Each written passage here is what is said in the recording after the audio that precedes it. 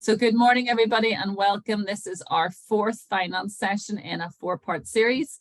So this one is going to focus on equity this morning, and the three others are all available on YouTube, as will this one, which will be added today or tomorrow. They're currently on the Women in Business NI YouTube account publicly available, but they will be transferred. We're going to create an inclusive entrepreneurship YouTube account and transfer them all there.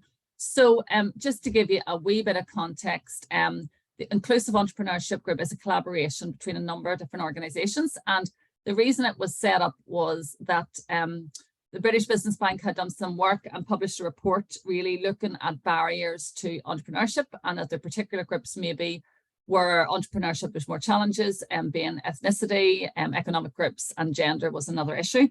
And so we wanted to look particularly at gender and what were the issues, and a piece of research carried out in 2022 by Ulster Bank showed that finance was a massive issue particularly for women, where more than one quarter identified finance as the biggest challenge, and there was lots more stats around that in terms of finance.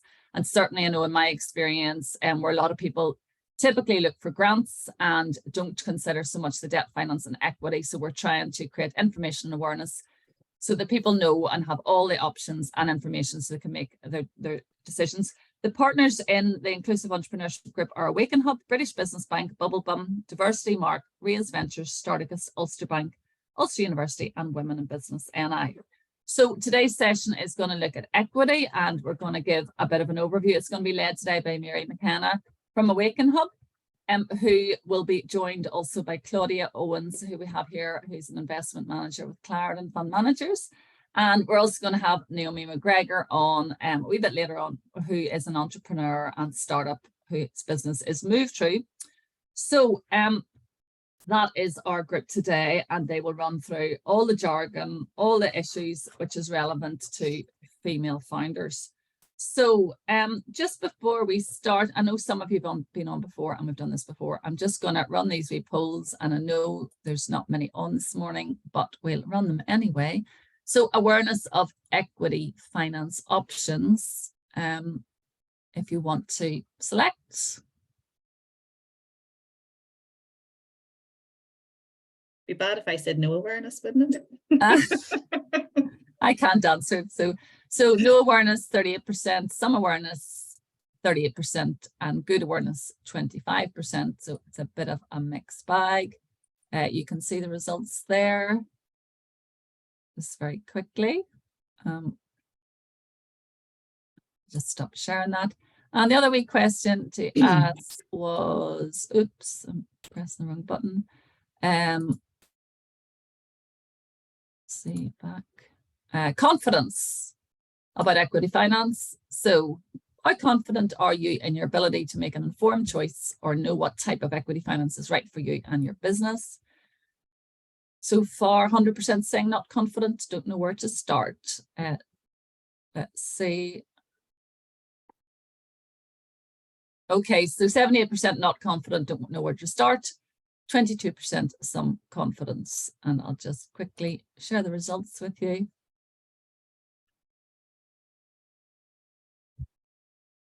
And that is that. Okay, so I'm going to hand over to Mary and Claudine. Mary's going to lead the session, and over to you, Mary. I think I did everything I was supposed to. Thank you. Thanks, Roisin, and good afternoon, everybody. It's really nice to be here and nice to see you all. Thank you for joining us. And I'm really pleased to be joined by Claudine today from Clarendon Fund in Belfast. Claudine and I have worked together for many years, and I know that she's going to be able to keep me right, because I'm going to kind of be giving you the entrepreneur's perspective on equity finance rather than sort of the official line today. So, you know, if I see anything that's out of turn, Claudine will correct me. And so very quickly, my own background is that I'm an entrepreneur by, you know, that was how I started out. About 8 years ago, I sold my business, which was a business up in the Northwest called Learning Pool. With some of the money that I made by selling my business, I started to do some angel investment. And these days, I'm both an angel investor but I also just very recently have launched an angel syndicate with some other women, which is for women founders in Ireland, and it's called Awaken Angels. If any of you fancy trying your hand at a little bit of early stage angel investment. So Claudine and I are hoping for a lot of questions from you today. So you can either just type your questions into the chat and we'll answer them as we go along, or you can just raise your hand and speak your question and we'll answer it. We'll answer as honestly as we can. This is quite a complex topic, which we're going to be skipping through at a fairly high level.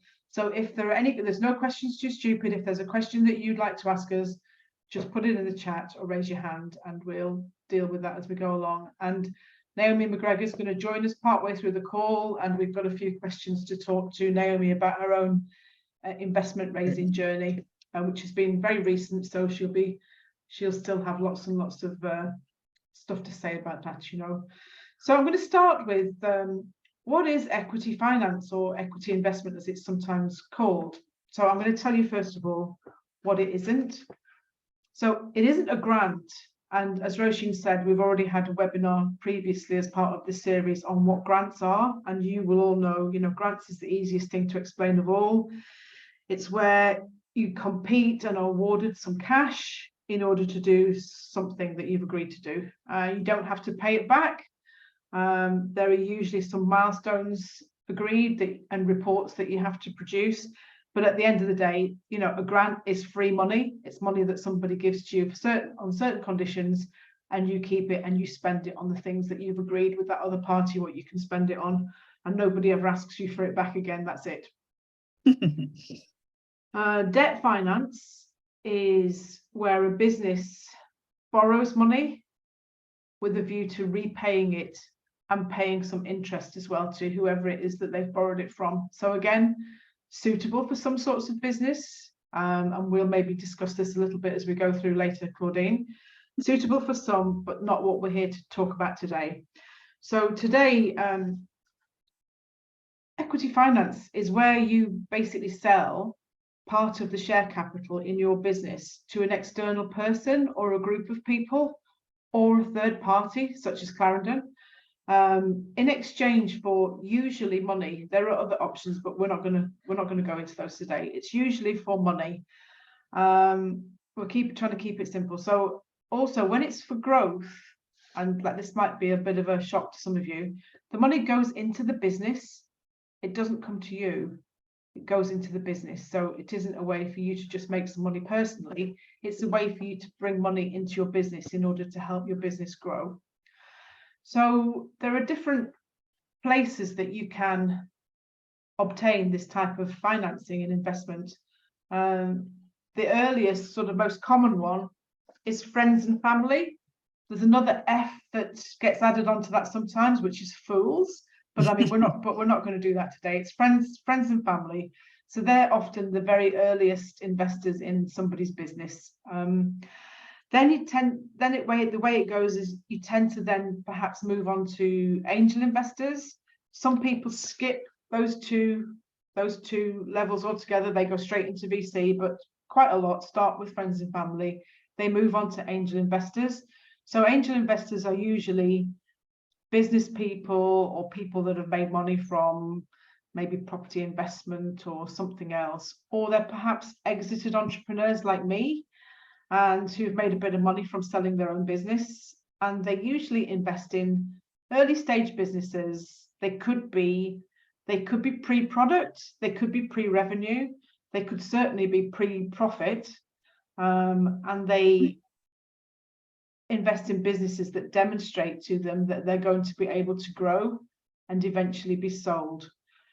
The angel investor usually takes what is called a minority stake in the business, and they'll generally be interested in helping you in some way, helping you get started and helping you move the business on. But we'll talk a little bit more about this a bit later. The next level up is venture capital. Claudine will cover this off properly, but this is a sort of a bigger and more formal version of angel investment, really, at the most simplest level. And it's where organizations invest other people's money, usually for a larger stake, and usually, again, for a long-term involvement, and perhaps they'll take a seat on your board. Equity crowdfunding is another source. We'll chat about this a bit later on in the webinar. And then what I'd like to just cover briefly here is, in order to access any type of investment, the company or the idea must actually be an investable idea or business.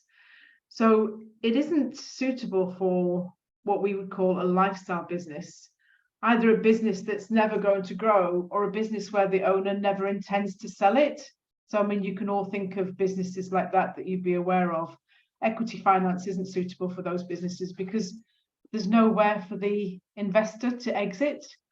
And, the investor's not going to want to be part of your business for the next 30 years. They're going to usually work on a sort of maybe like a 5 to 8 year timescale where they want to put their money in now and they want to get it out later and make a return on that money. So you need to be able to demonstrate to any potential investor that your business is investable. So if you're at the ideation stage and it's a product, maybe you've got a proof of concept or a prototype. And if you're a little bit further on, maybe you've got a pitch deck. And after they've seen your pitch deck and they're interested in knowing more, you would have a business plan. And again, we'll go through this in a little bit more detail later.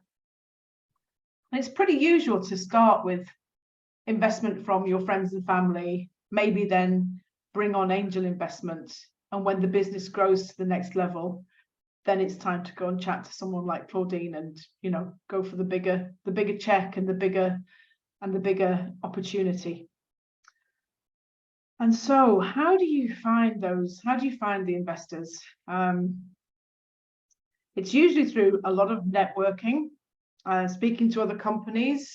Maybe you participate in an accelerator if you're a tech business and they've got a lot of investors that they work with. And it generally involves you doing quite a lot of research to find the right investors for you. Some investors are quite well known and advertise themselves in the public domain. Other investors are a bit more under the radar, and you perhaps, in order to approach them, you maybe need to get a warm introduction or something like that in order for them to engage with you. You can apply to angel syndicates. Mary, we've lost your voice. I can still hear. Oh, I can still hear. I can hear you. Okay. Okay, we're okay. That's fine. You could apply to angel syndicates or similar, and again, they will have a public point of contact and a process that you go through. And Claudine will talk. Maybe Claudine wants to talk now about how you would go about approaching a VC. Do you want to just come in there for a moment, Claudine? Yeah, I mean, so maybe I'll start and say what Clarendon does, will I? And yeah, please. Yeah, we are VC. So Claudine owns. I'm an investment manager with Clarendon Fund Managers, and we would be the largest VC in Northern Ireland. We have a team of 9, so 3 investment directors, 4 investment managers, a placement student, and a chairman. And we are biggest in size of team, and also we have a pretty large portfolio. We have 103 portfolio companies, and the 104th, I think, is due in the next week or so. So we invest in all types of companies. We're a generalist investor, so we're sector agnostic. So as well as having lots of tech companies, we also have advanced manufacturing, life sciences, consumer, anything. We will look at all types of companies. We have, sorry, I'm trying to think of what is what you guys will want to know. how do people usually get referred come to to us initially? You, Claudine? Yeah, really, just we're all very open. We're happy to accept emails. We're happy to accept coffee suggestions. We're all very willing. Northern Ireland is a small place, so we happen to meet lots of companies, luckily enough, through our connections in terms of Ormo Baths, Ulster Bank, Awaken, Catalyst, Innovation Factory. So we would have a presence in kind of all of these places and would have connections with most of the people that run those. And we're always very open just to talk to anybody. So so VCs in London and stuff are a wee bit different in that they really want to have that kind of warm introduction, but we have lots of relationships with those, and if the relationship is formed with ourselves, then we can make that introduction across the water a wee bit easier. Does that answer that for now, Mary? Yeah. Claudine, I don't know if you'd like to answer Deborah's question that's in the chat there as well, maybe while you're on. What if you don't that was about not business? wanting to sell your company. I guess if that's the case, then equity is not for you, Deborah. Really, you take equity finance on with the realization that and we would say a 5 to 10 year period, that you want to have exited the company and made a return for the investors, and that's why investors will come in. So I think very early on, and when Mary's talking about it, I was going to reiterate what an important point that is. And a lots of, I suppose, we would talk to lots of businesses in the early stages that maybe want to remain lifestyle or want to remain family-run businesses, and equity unfortunately really isn't for them, because you are giving up a shareholding with the ultimate aim at the end of the day to sell the business and be acquired by somebody else. So does that answer your question, Deborah? Yeah, it does. Yeah. Would that be the same with like an angel investor as well? Then would you be expected to sell after?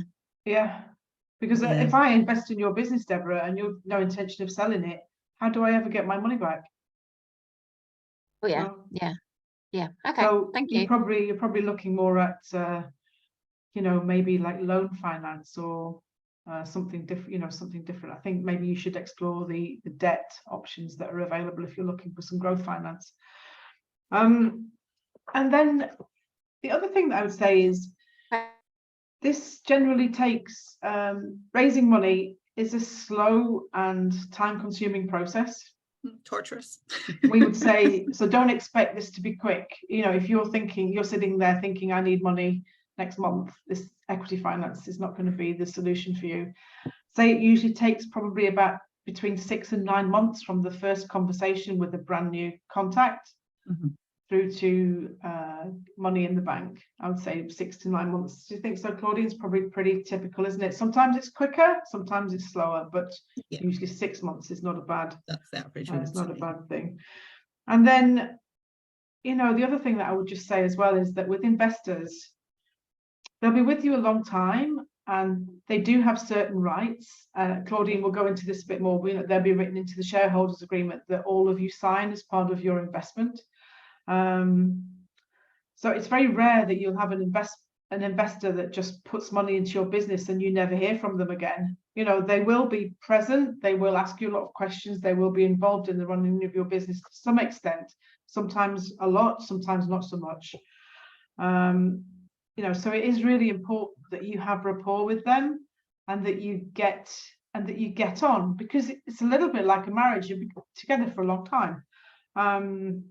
And like in extreme cases, your investors can remove you as the CEO. It doesn't happen that frequently, but it can happen.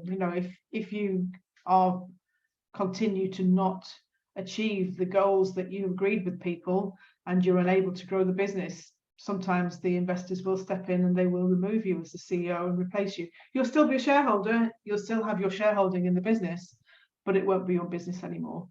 So these are all things to think about. I'm just giving a quick overview here before we move on to Claudine. So there are, in case you're not aware of this, there are a lot of, in the UK, there are a lot of tax incentives for angel investors to invest in your business. Again, we're going to skip over this a little bit though. There are 2 types. There's SEIS and there's EIS. SEIS is for businesses that are less than 3 years old. And with the SEIS, the investor is able to claim back 50% of their investment against their own tax bill. There's a lot of terms and conditions that go around this that I'm not going to try and go into today. But at a very basic level, if somebody invests £10,000 into your business and you are registered with the HMRC for SEIS, then that investor gets £5,000 back against their own tax bill in that year. And with EIS, it's for bigger, more established businesses, and the amount that the investor gets back there is 30%. So it makes it really attractive because it takes a bit of the sting out of the risk that's involved in investing in very early stage businesses. And before I pass over to Claudine, I made a small list of things that I think are the advantages for founders in bringing on the right early stage investor. So the angel will only ever take a minority stake in your business. You're still going to have control. Angel investors are only going to take a tiny little bit, you know, for the money that they put in. The second point I have is that it might really be a good way for you to plug any skills gaps that you've got in your own organization. So it's a good opportunity for you to choose wisely, particularly if you're waiving that 50% tax incentive to people. You can sometimes catch somebody who's a really good expert in your field, and maybe they don't even normally invest, but they might invest in you if they're interested in working with you. And your angel can help you select your accountants and your lawyers. They might help you bring on board members or team members.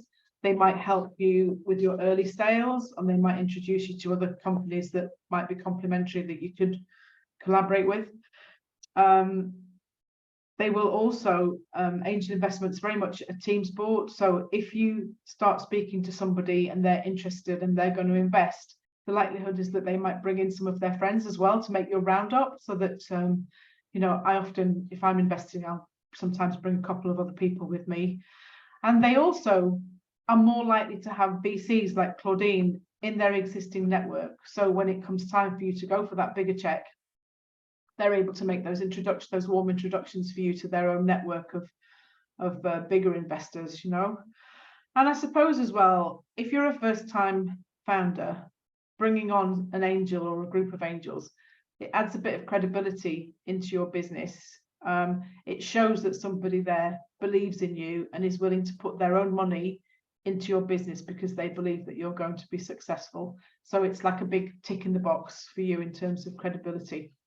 And I think that's the end of my introduction part anyway, Claudine. So I'm now going to pass over to Claudine, who's going to talk to us about some of the tricky jargon and terms and things like this that go along with venture capital, which she'll do much better than I can. So floor is yours, Claudine. Thank you. All right, thanks, Mary. I think that was really informative to everybody, and I'm sure they'll agree. So Mary's talked a lot there about the angel side of things. VC is probably, as you have worked out, is the next step. I suppose one thing I didn't mention about Clarendon Fund Managers when I was speaking earlier is we actually only match we only invest on a matched fund basis. We're called co-fund. So our funds, and so all VCs, Mary has mentioned before, will get their money from somewhere, and they're investing on behalf of somebody else. So our funds in Clarendon come from InvestNI and from BBI, more later. And we have a 47 million fund. So we can invest in companies if there is private investment from either angels or other private institutions that we can claim as a match. The reason INI and BBI have done that is that kind of brings more funds into the round, and we have the risk profile is reduced because there is there's more in the round, and it's bringing private. I suppose it's encouraging private investment into companies, because privates will look at it and go, well, okay, if we put this amount in, then actually we can speak to co-fund, and perhaps co-fund can match our amount, and that a round comes together supposedly a lot quicker and a lot nicer in that way. So that's just it. And in terms of investment size, we would invest really from 100 to 500k. So equity, really to go into the VC level, you really need to be kind of raising around of about 250 to 300,000 upwards. So we can invest in any one company an initial investment of 100 to 500,000, depending on the size of the round, and we can put up to 2 million in any one company. What I don't know if I don't think Mary mentioned there, but in terms of raising money, don't expect that your first investment raise will be where it ends. Most angels are very aware, as are VCs, that when you put money into a business, you will be expected to follow on that investment. So when you put an initial amount into a company, usually there are targets, targets associated with that ask, or where that money is to go and what it's to be used for. Which is something I'll come to when I'm talking through pitch decks, but you really need to, so you'll ask for a certain amount, say 200,000, and you need to break down and know solely what that 200,000 is to go for and how it's going to be spent, so that you can relate that back and your investors know what that money is going to be used on. So, but as I say, everybody is very aware of VCs and angels that won't be the first stage. That amount of initial investment will probably get you to, well, the expectation is usually that will get you to 12 or 18 months down the line. It may be that it's proven your market or proven out something else. And then you know, it'd be very, very rare that there wouldn't be 2 or 3 follow-on rounds from that. So with that in mind, you pick your investors wisely in terms of that they have capacity and they have the ability and they have the knowledge that they may put 25 to 50 in now, but that could be repeated 2 or 3, 4 times along the life of the business. So, Claudine, do you want to explain? Maybe a good time to explain dilution. Yep. So, so dilution is a term you'll start to hear in the equity world. You will start off with, as a founder, 100% usually of owning 100% of your business. Sorry, there'll be kids waiting here. Older kids. So you will start off as a founder, usually owning 100% of the business yourself. As you bring investors into those rounds, a calculation document will be used, something called a cap table, and then that will split, or sorry, when you get investment or when people decide to invest and your shareholders, a cap table will show the amount of, I'm not explaining this very well, Mary, sorry, I really didn't prep on this one, but what then when you sell, when you get investment into your company, you're giving shares away for that value. You'll decide between the lead investor and the company what that valuation of your company is at that point in time, and accordingly then what your share price is and how much you're giving away at that point. So as you start off with 100%, each time that there is an investment round, you will be given, your shareholding will reduce and reduce. That's really what dilution is. Your shareholding will get smaller each time. The reason that I asked the question is this doesn't just happen to the founder, it No. happens to the early investors that have come in as well. Yes. So if your angel investors, as you take new money in after they've invested, then their shareholding obviously goes down as well, because there can only ever be 100% capital. You can't go past that 100%. So the 100%, as more money comes in, gets shared out and shared out and shared out. So that's why people follow on.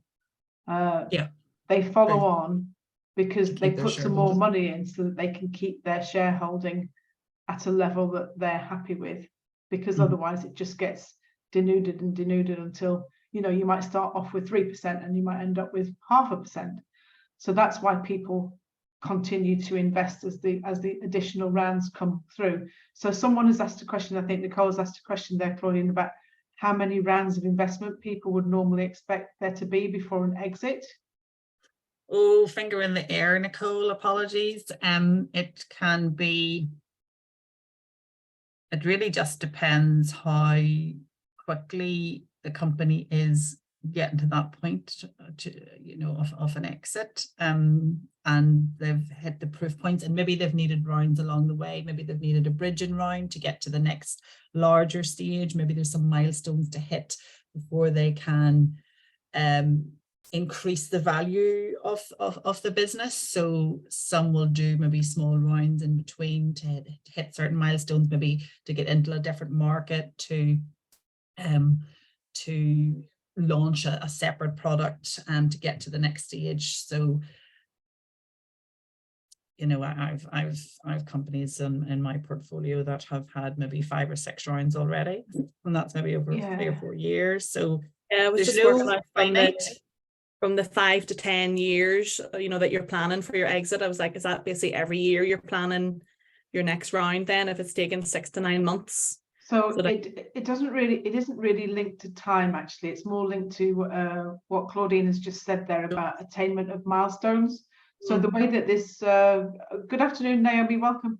The way that this generally goes is that you start off with what's called a pre-seed, a seed, a Series A. Series A is like a really big milestone that shows that you're, when you raise a Series A, that's usually with a group of VCs, there'll be a lead investor.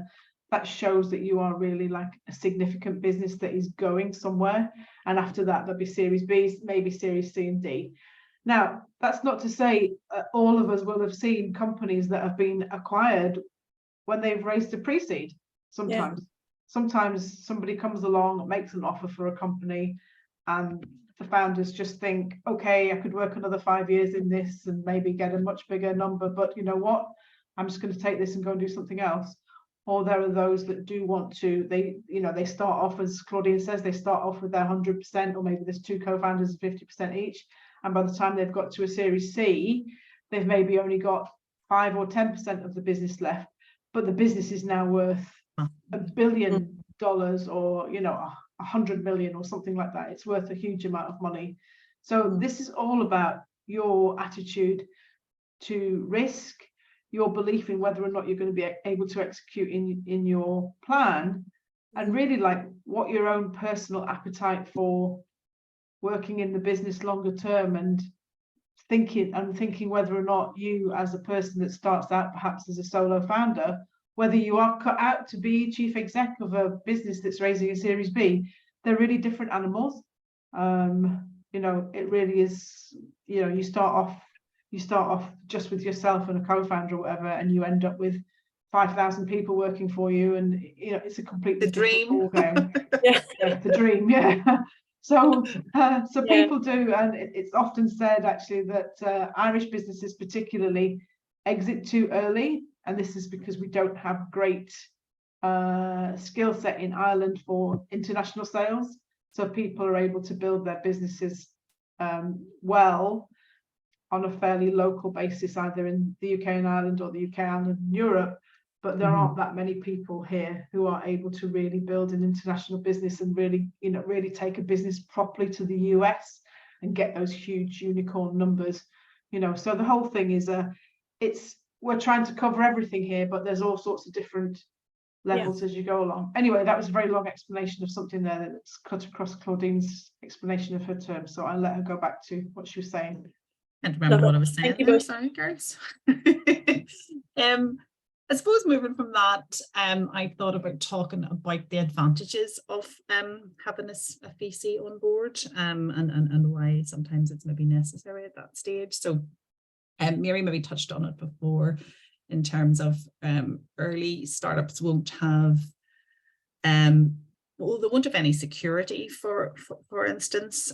So banks, I'm an ex-bank manager. Actually, I was a relationship bank manager for 15 odd years at Bank of Ireland. So, and I was used to giving out debt before I moved over to the equity side of things. But debt, very much, you're looking for security, which a lot of startups won't have. And secondly, you look backwards to look at repayment capacity to ensure that a company has the ability to actually repay the debt and the loan that they're looking to fund. So with a startup, you can't do that because there is no history, and from the projections, you can't always tell that there actually will be repayment capacity either. So the normal kind of finance debt from banks isn't suitable. So that's why equity becomes a solution at those points in time. Another advantage is a bit that Mary has touched on. You'd have people, some of the angel investors, and certainly on the VC side of things, we will take a board seat, and you will have somebody committed to being that another touch point for you, another, I mean, it can be a lonely existence being a CEO, but as you build your team out and your board out, you hopefully get skills from those people around your board table to carry a bit of the weight for you as well, and to give that experience. So that can be an advantage too. And they'll all have a vested interest in your business. I mean, it's, you know, the vested interest is making your business a success. So nobody's, you know, everybody working for the same goal in that reason. Trying to think if there's anything. Yeah, so Claudine, how should a person prepare for taking on investment? What do they need to do? I always think, and funny, I heard somebody call it last week, a pitch deck is very important. It's one of the main starting points. I heard somebody refer to it as the window to your business, which I thought is a nice way of putting it. It gives people a kind of a look through and to see kind of where it is, what's happening, what are the ambitions, everything else. So I've scribbled in my notes here. So in terms of getting your pitch deck ready, I used to always work on, and every there can be kind of different lengths of pitch decks for different companies and the way people want things. I used to operate off having a 10-minute pitch with 10 to 12 slides. And I think the most important thing to kind of cover off were your problem. What's the problem? What's the solution? So the solution obviously will be your product, and a bit of detail on that. The team is really important. A lot of times in the early stages, it's really the founder that the angels and the VCs are investing in.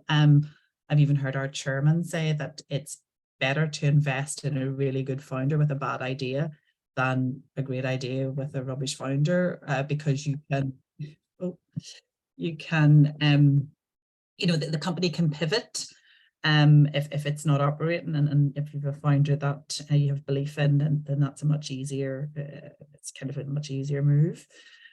So the team's really important. I also like for people to add into that team slide who their advisors are, or who they've been speaking to. I kind of think that always shows that you have looked outside what you're doing in your own bubble, and you've gone and spoken to people who have maybe done something similar before, or are in that sector, or can give you knowledge of whether it be finance, marketing, sales.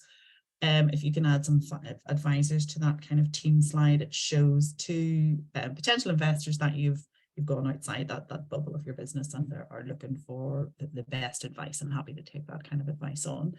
A slide obviously on market size and who you expect your market to be. And then in terms later on of moving in geographically, you know, if you'll start off one place, then move into others. There has to be a finance slide, so your projections and where you expect them to be in the years that come. I'd give, say, 5 years for projections. And I would always say to companies, as long as you can stand behind the projections, because look, there's always be, I don't know if you maybe will have heard this before, but like a hockey stick effect where you'll start slow and move gradually, and then there'll be this big woof up to higher numbers. And as long as somebody can stand behind those numbers and say, well, the reason it moved from this year to that year was because of, well, we launched another product, or the product was then launched in a different market. We got into the US at that point, or as long as you have a roadmap and good information onto why you think, and you can stand by them, and they're not kind of a real finger in the air job, then that's what's needed. Competitor analysis, so who else is in the market at the minute doing similar to what you're doing, and why you're better than them, and your USPs to show that how you're better, and what you're expecting to do hasn't been done at the moment. It's really important to get this right as well, because there's nothing more embarrassing than an investor knowing about competitors that you don't know about. Yeah, and it happens. I've seen it happens all the time. So you need to be really on top of that one, and then showing why yours is better, I guess, and what added benefits it will have, or how it will make life easier for those users. What Mary touched earlier on the EIS and SEIS, I would always, well, not dedicate maybe a whole slide to it, but it's very good to be able to put on your slide that you have that in place. And when you are looking for equity, that's something that'd be one of the first things I always advise any company that I'm talking to. If you haven't got it in place, get it in place now, because there are investors that will only invest if it's available. And there's very few companies that it's not available to. So you're kind of shooting yourself in your foot if you haven't done your preparation. And there are accountants out there that specialize in it. There's a guy, David Hill, actually, I always would give his contact out. He's really, really good at talking people through it on an easy basis. So get that, the SEIS, and the SEIS is amazing at the moment, because it's gone from 150,000 to 250,000. And I think that's just past this April. So it used to be that there was only 150,000 available of SEIS for your first investment round. And then it would go to EIS. SEIS is better, as Mary said, it has 50% relief benefits for the investors. So they love to get that. They'd nearly fight over it, let's be honest. And sometimes it would have to be done in a way where investors will agree to pro rata between themselves, so that everybody gets a bit of that benefit. And that's the best way to do it, rather than somebody kind of taking all for themselves.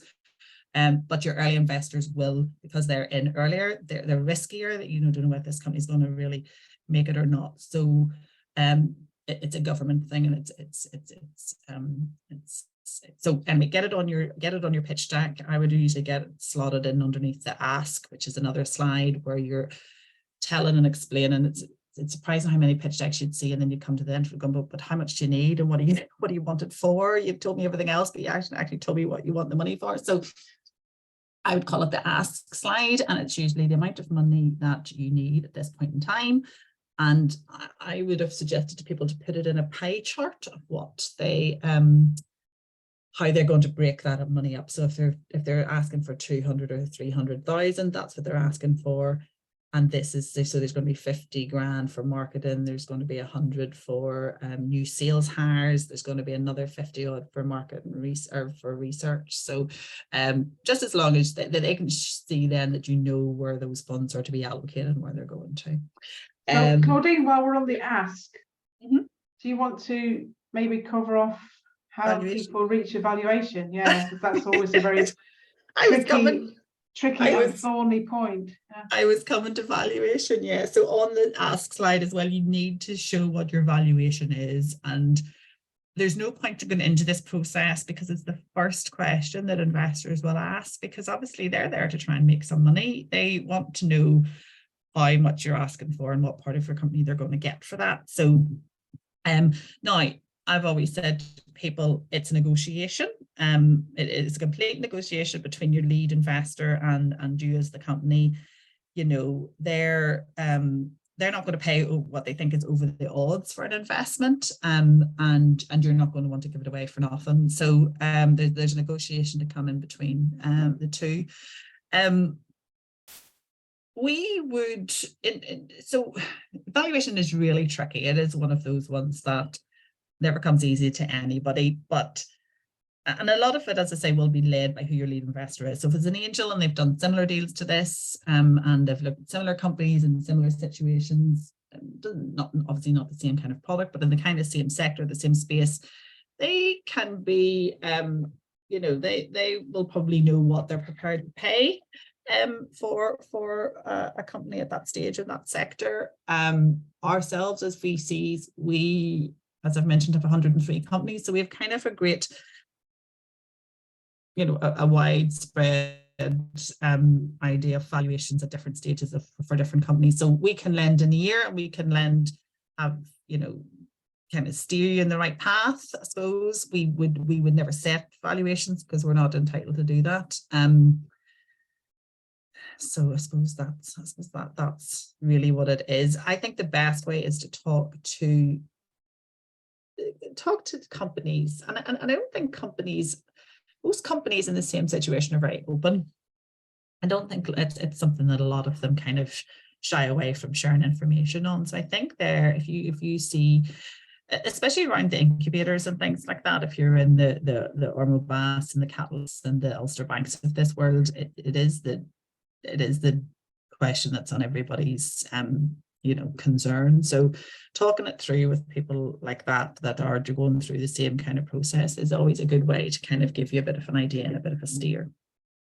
So that's probably my tuppence on that, Mary. I don't know if that's any Yeah, more no, that's fine. So insightful. maybe the next thing that would make sense to just chat through, Claudine, would be what the investors do before they invest in terms of due diligence upon the company and how that works out.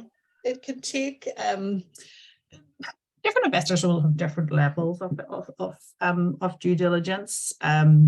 Some they'll always want to meet the founder, and I think that's important.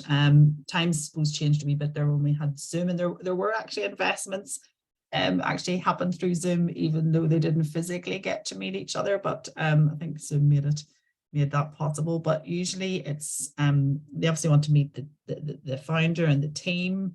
After that kind of first introduction and pitch, there'll usually be like a post-pitch meeting where they'll go into a bit more of the detail on what you have on your pitch deck and go into your projections in a bit more detail. So if you're not strong on your numbers, but somebody else does them for you, then make sure that they're at that meeting with you and that you feel confident enough. It's fine to pass that over to somebody else, but I wouldn't do it and not try to have a grasp of it myself, because really the founders that impress them are the ones that are on top of everything. And it's fine to hand things out to specialists, but as long as you know the basics and have a good grasp of it, then that can help.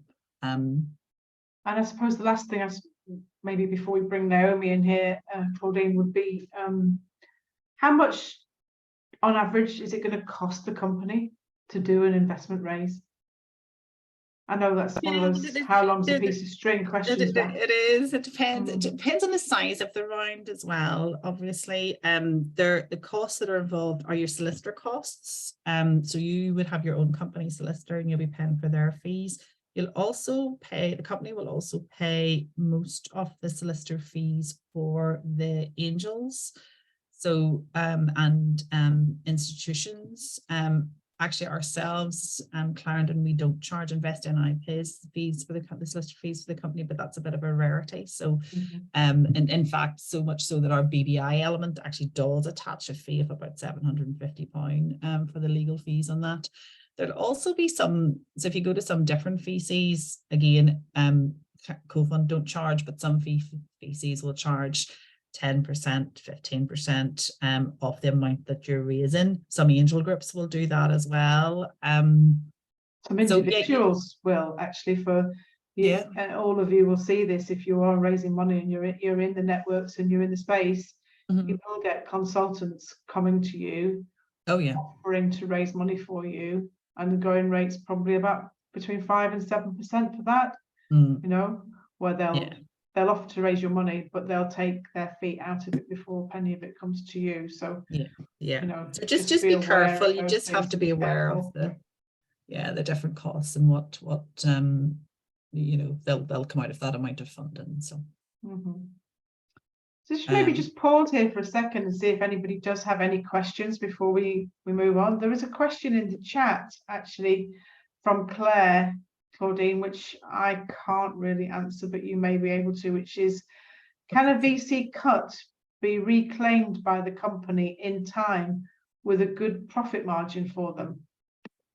I think this came through when we were talking about when we'd answered Deborah's question, wasn't it, in terms of if you didn't want to sell your company. No, most VCs don't operate on that basis. It is very much the end is really when there's an exit. So there'd be, and not any that I know of that would work off a profit margin and a repayment. Yep. So I think we're going to move on to having a little chat with Naomi here, who's a first-time founder who's raised a couple of rounds of investment and is doing really well. So Naomi, maybe you want to just kick off by just telling everyone a little bit about MoveTrue and perhaps just introducing where you are in terms of your own fundraising journey. Yeah, So hi everybody, I'm Naomi from MoveTrue. So I'm the founder and CEO, CTO, and our device is wearable technology for injury prevention, and we're specifically focused on ACL, so the anterior cruciate ligament within your knee. In terms of our funding round, we have done one angel raise, and that was to match fund an Innovate UK Smart Grant. So we were only grant and competition funded for our first year and a half, 2 years. So we all ownership of equity was still with myself until the Innovate UK Smart Grant, which was a 500k project with 70% funding from them. So we had to raise 150k to match fund that. So we raised 161, and that was through an ASA, so an advanced subscription, which meant that we had a 6-month duration that we could actually raise during, and that started in the 27th of September, and we officially closed it on the 27th of March. And Claudine and I were just chatting before you come on the call there, Naomi, about how much jargon and terminology there is around the investment process and how much there is there for people to kind of like learn. So maybe just tell us a little bit about how you've managed to learn this and how you got comfortable with the process. Well, I would say that the first 6 months of me starting MoveTrue, I did feel very uncomfortable with the thought of raising without knowing what does it mean to sell equity within the business. So I thought, everyone's saying that this is more extreme than a marriage, so I really wanted to make sure I understood it. Marriage with a planned divorce, it's called a marriage with a planned divorce. So with that, I did go to like webinars and everything like that. One of the best things that I actually did was I read The Secrets of Sandhill Road, and I thought that was a really good book. Like, it had all the jargon in it, it had examples, and it had different examples of different stages. And to be honest, I thought that just reading that would save a lot of founders a lot of time in terms of fundraising, because you just get, here's what term sheet looks like and here's actual numbers in it. And because I think for a while I was sitting going, okay, can I actually see a term sheet? So after that, I did know a few other founders that, I asked them, can I see your term sheet? Can I see what your legal documents look like? And that just really helped along the way. And then also other founders are quite willing to talk, really. That's what and I would say, I thought too. Yeah. So But for I'd say anybody that on the book and call other founders. anyone on the call that's fortunate enough not to know what Sandhill Road is, it's the place in Silicon Valley where all the VCs are based. So that's the famous Sandhill Road. So Naomi, what has been the most challenging element for you so far? In terms of fundraising? Yeah. I think with fundraising, well, the most challenging element was we thought that we had an extra time to fundraise with our Smart Grant. So with that, we tried to raise during July, August. Anybody trying to raise in July, August, they're not lying when they say don't. Don't. Just don't. I said that earlier, Mary, didn't I? So when people advise you to do that, listen. That was probably the worst experience, because everyone's on holiday, everyone's away, everyone's waiting until they get Investors have back all in this September. money, you see, they're away on all their different holiday homes and their different spendings, so nobody wants to be if you can't. Yeah, so that was definitely I thought that it was a lie that you could raise in July and August, but it's not. So that was probably the most difficult piece. I think we spent quite a while picking our solicitor as well, and we spoke to a lot of them, and you get to speak to solicitors for free in terms of when you're doing your consultation, decide who you want to speak to. And I would say finding one that you feel comfortable to ask and phone up is really important. That's very important. Yeah. We spent a lot of time on that as well.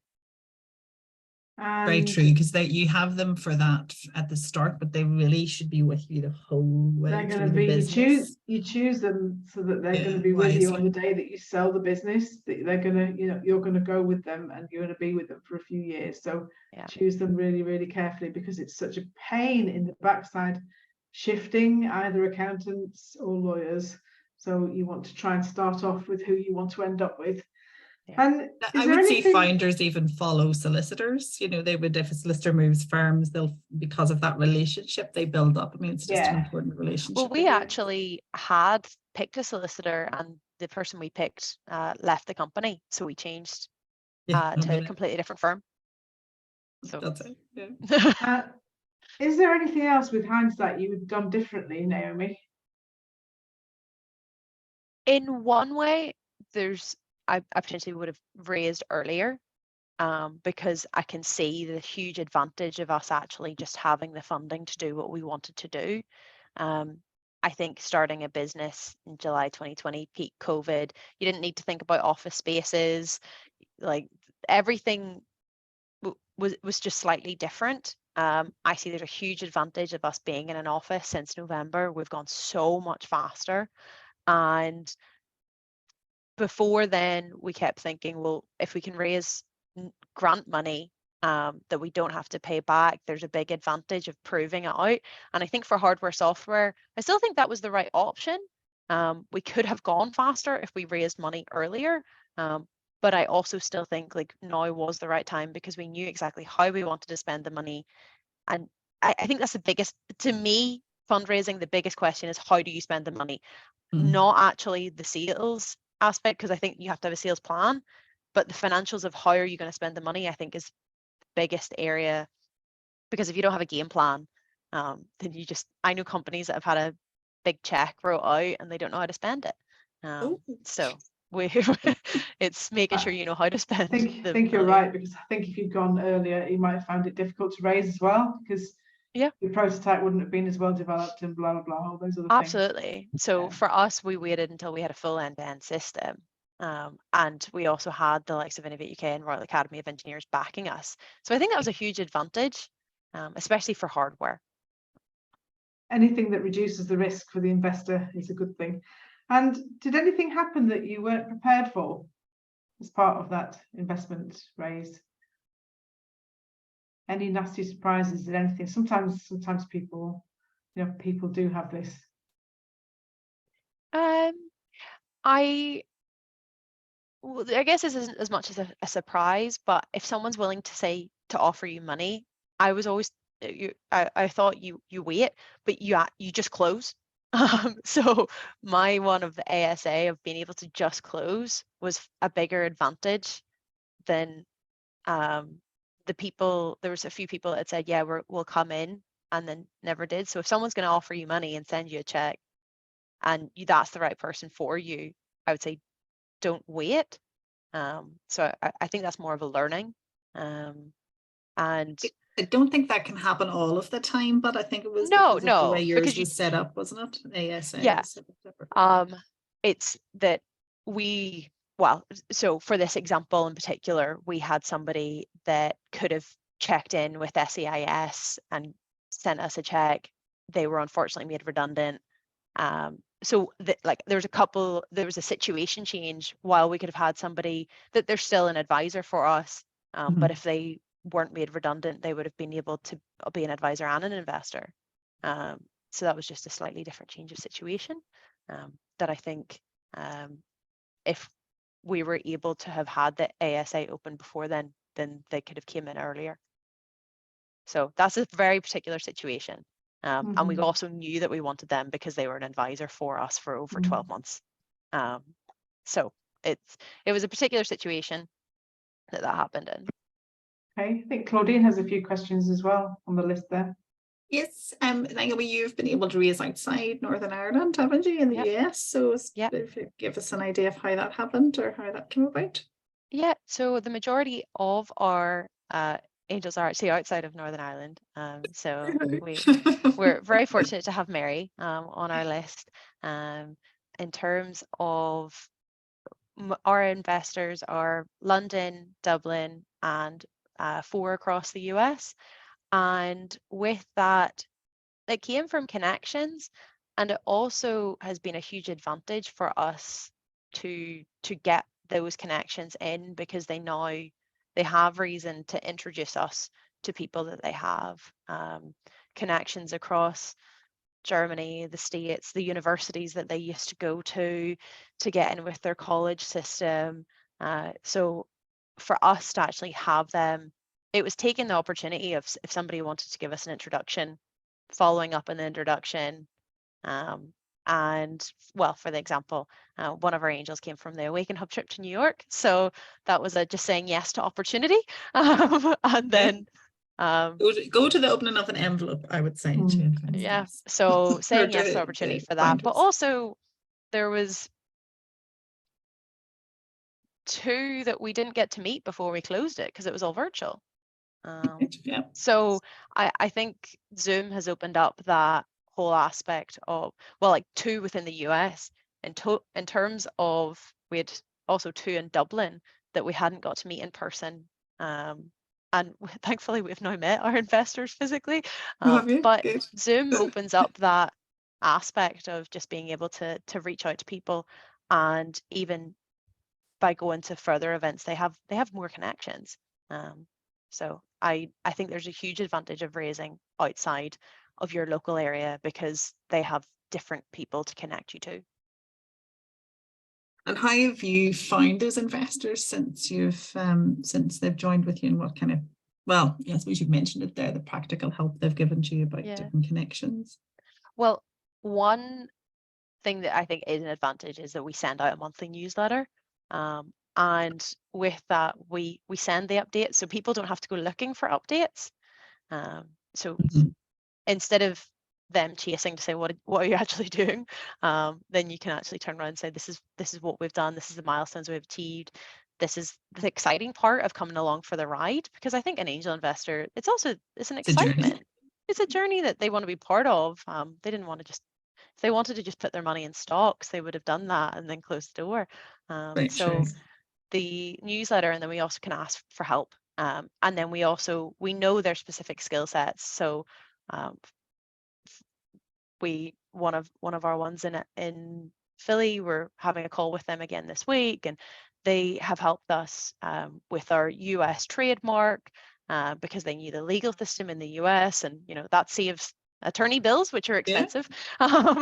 So having just to be able to lean on the skill sets is a very nice thing to easily do, because they want to help, really. So what's next for you now, Naomi? So next plan of action is to launch this autumn, which is going to be very exciting. Very good. And then we'll is everything on plan? Yeah, everything's currently ahead of schedule. Thanks for the clap. So everything is currently ahead of schedule. And we have about 3 big tests that we're doing at the minute with a Champions League team and certain county clubs here, and also discussions with colleges in the States. So lots of exciting moves, and the people are there lined up to be using it once we, for the easiest way to say it, that we have a version of our hardware that works and collects the data, but the next version that we're certifying this summer is the one that we're launching with. And it's quite simply that we're just waiting for the certification to launch with the product that we want to launch with. So everything else is ready to go, and as soon as we're there, then we'll be launching this autumn. So, and then probably go for a seed raise at that stage as well. Great, thanks, Naomi. It's really, really exciting, and thank you for sharing a lot of the details there with everybody that's on the call, because I'm sure there's some real little golden nuggets in there. So we'll just pause here for a second in case anyone on the call has got any questions particularly for Naomi. It's an opportunity for you to ask a question. Oh, that's just me rooting for Naomi. That was just oh, right. Okay. That was a clappy hand, was it? Go on here.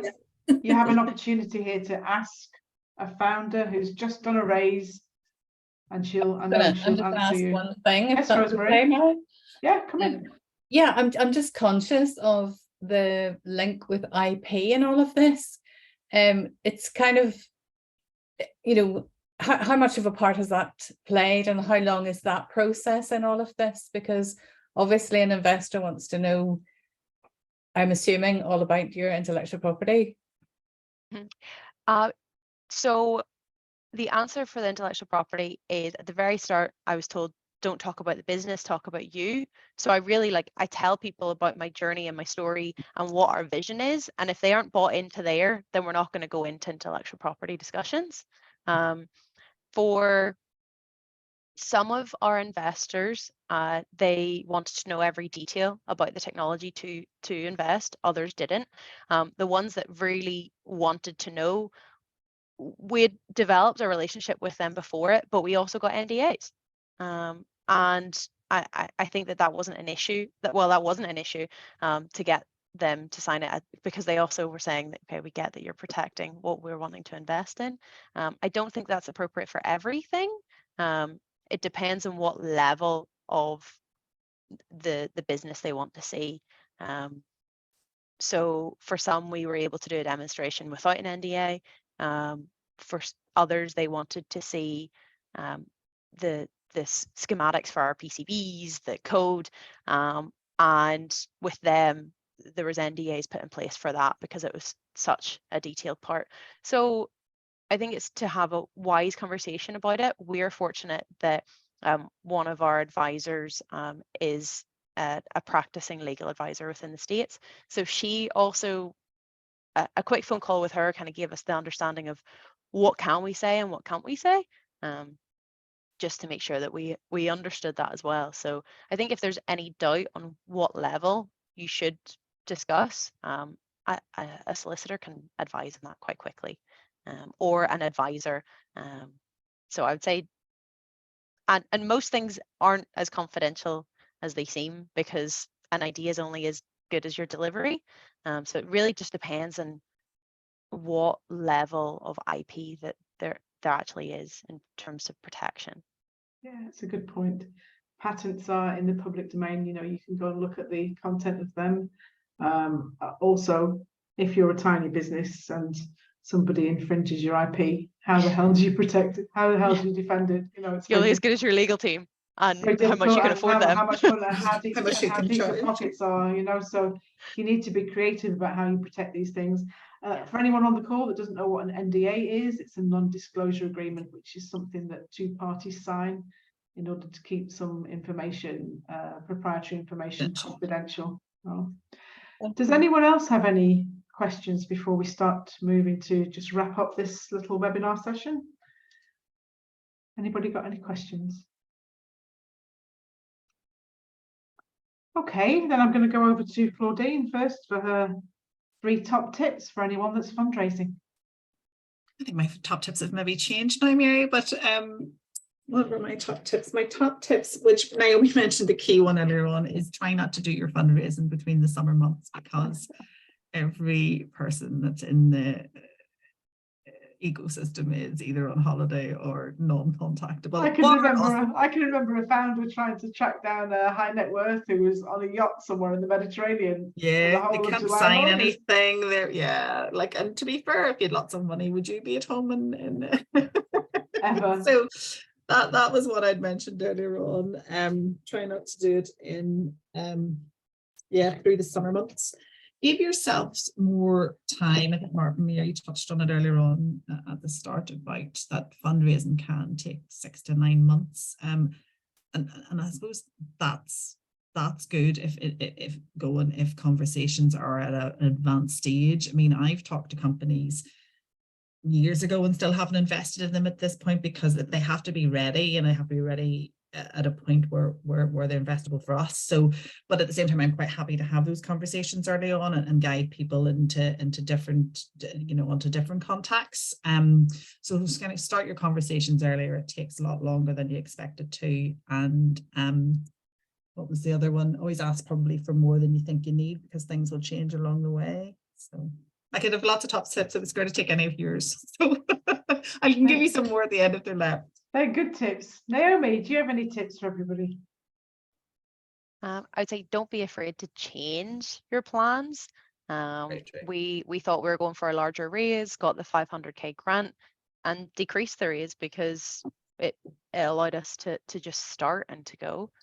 So you can adapt. Very true. And also make sure that you have the people on, like if you're going to be a business partner with somebody, you need to really want to hang out with them and, you know, like them. So it has to be a two-way conversation. Very true. If Very true. this person you have to be able to feel like you can tell them the good, bad, and the ugly.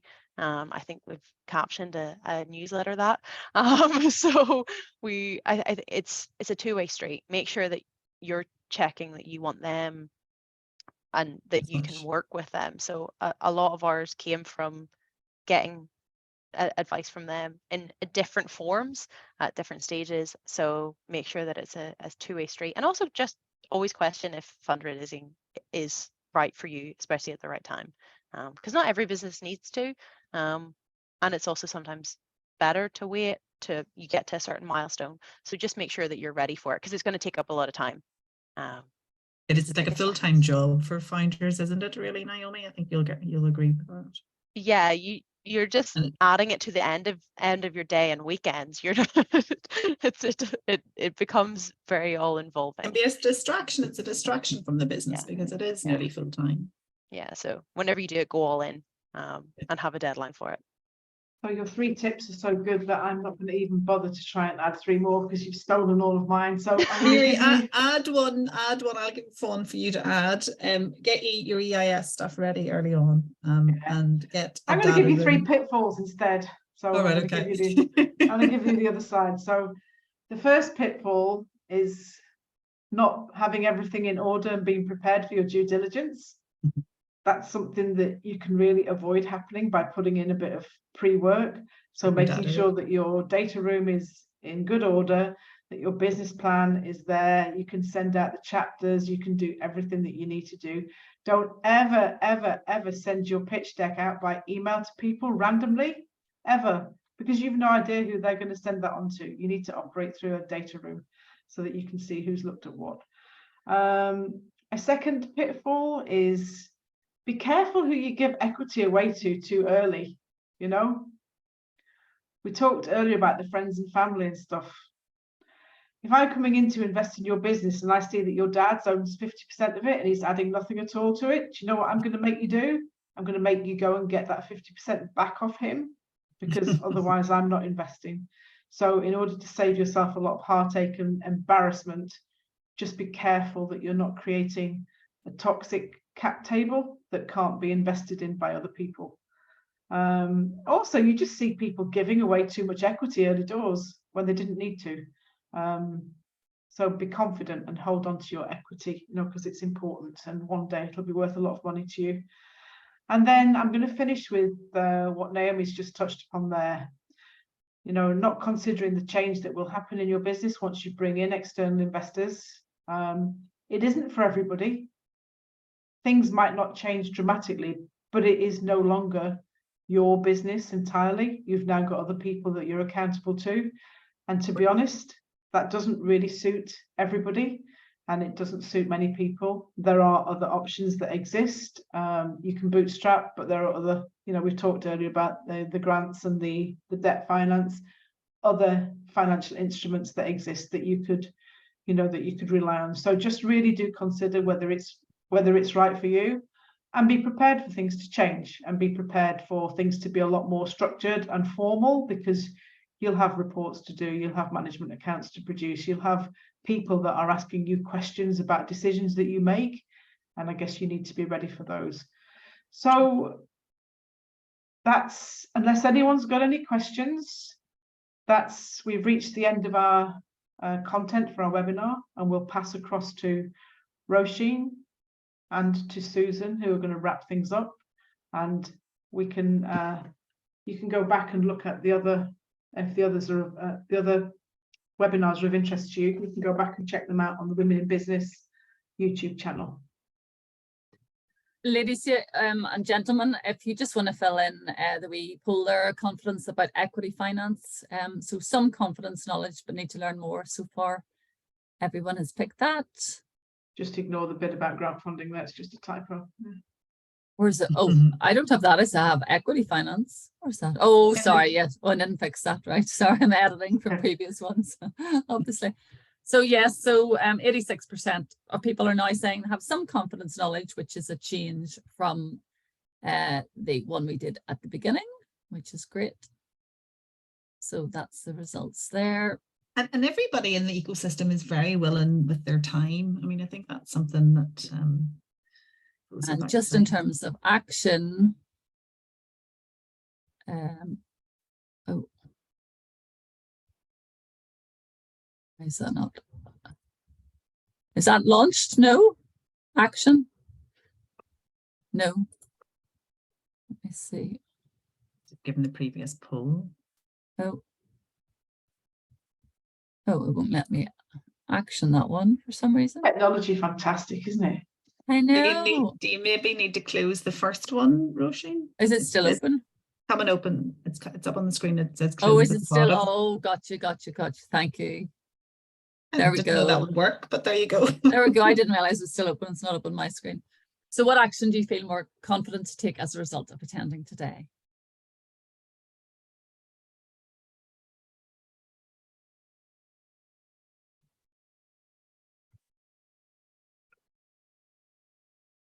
So far, 50% approached panelist of provider for more info, 29% none but feel better informed, 29% seek equity finance when the time is right. So I'll just end poll and share results. And the evaluation link is there. If you have any feedback, that would be great if you could fill that in. Thank you for joining us, and thank you to Naomi and to Claudine for coming on and giving up their time today. We really appreciate it. Susan, any last words from you? Oh, it's been absolutely amazing. So yeah, this is the last of our this is like the fourth and final session, as Roisin and Mary have alluded to, under the Inclusive Entrepreneurship NI banner. So in terms of today, a huge thank you to Claudine and to Naomi and to Mary for hosting today's session. Loads of jargon busting, really invaluable insights and top tips. And Naomi, it was absolutely amazing to hear your journey, and all the best for your launch later in the year. Also, a thank you to those who've joined today and over the last few weeks. We have really enjoyed the interaction and all the questions that have been asked in the sessions. And we hope you're coming away, like the polls have indicated, that you understand more about the various types of finance, and feel more confident to reach out to find out more from a provider or even one of the panelists, and maybe even consider applying. So as we've already alluded to, they're too good not to share, and all 4 of the sessions have been recorded and they'll be available on the Inclusive Entrepreneurship NI YouTube channel. And myself and the other IENI members will also be sharing the links with lots of organisations to tap into. Just one other source of information if it's of interest, then mentioned in previous sessions, British Business Bank also have a finance hub. So there's loads of information about the likes of angel investment through to startup loans and green finance and alternative providers. And of course, lots of jargon busting there too. So thank you very much, everyone. Thank you. Thank you. Thank you, Have a everyone. great day. And enjoy your yachts during the summer. Hope you're all going off to Well, sail. Gosh, I love be seeing one of those. You're manifesting now, Roisin. I might manage to get Donegal or Carlingford. Bye, everybody. Bye. Thank you. Thank you. Bye.